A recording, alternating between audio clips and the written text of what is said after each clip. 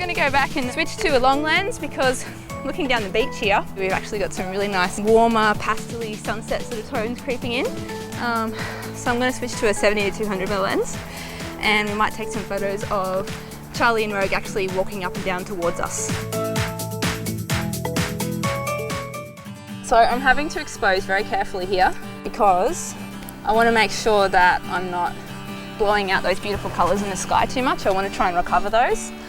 But I also know that she's actually going to be quite dark in the image.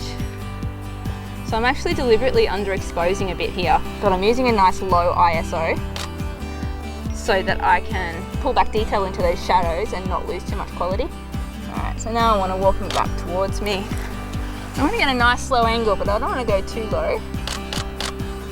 That's really pretty, and I want to make sure I'm getting those hills in the background. And again, I'm playing around with composition, so I'm putting on the left of the frame. There we go.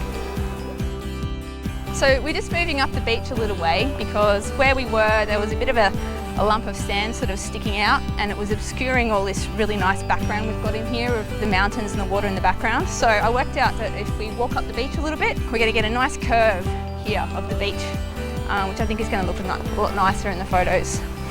So that's where we're headed.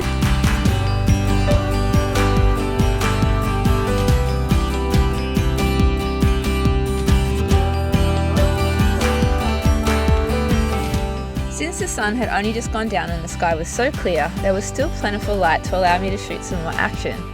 I was able to use a fast shutter speed of 1/1000th of a second without having to increase the ISO beyond 500 or so. Shooting at a low ISO really helps maintain quality when bringing light back into the shadows when you're editing.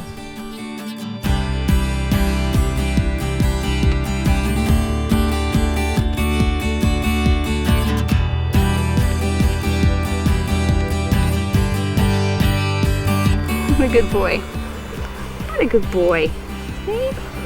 Oh, you're so lovely.